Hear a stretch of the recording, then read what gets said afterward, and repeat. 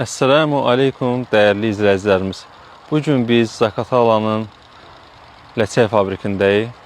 Azroza ətrinin əsas ingrediyenti olan Azərbaycan rozası ləçək fabrikində istehsal olunur.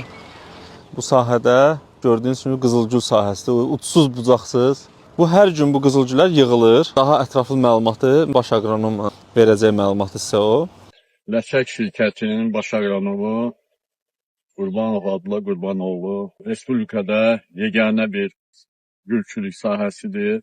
Bu 1957-ci ildən güllər əkilir, becərilir. Dünyada tanınan Bolqar texnologiyası ilə emal eləməyə başlamış. Şirkət də 1916-nın sonu 17-ci ildə bu gülləri Bolqardan gətirərək əkməyə başlamışıq. Bizdə emal müəssisəsi də var, həm də sahələr var.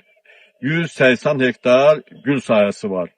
Bundan da 210-220 kilogram yağ alırıq. Zəhərli maddələrdən istifadə eləmirik. Onun üçün də orqanik yağdır bizim yağımız. Çox sağ olun. Sağ ol. Dəyərli məlumatlara görə. Mən Önədi Allahverdiyev Təbriz Kəmaloğlu, İstehsalat Departamentinin rəhbəriyəm. Hazırda bugün birinci gündür, biz məhsul qəbul eləmişik. Gördüyümüz bu meşoqlar 500 kilo hər qazana yüklənir, buxar açılır. Buxar 100 dərəcəyə çatanda qaynama prosesi başlayır. Biz soyuq suyu açırıq. Soyuq su vasitəsilə buxar hidralata çevrilir, yəni maye halına çevrilir. O yağlı su tökülür oraya. Həmin yağlı suyu biz yağ alan aparata göndəririk. Birinci yağ, yaşıl yağ adlanır.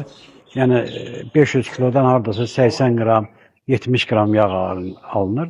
Mövsümün axırında isə deməli bütün yağlar toplanır bir yerə və ambara təhvil verilir.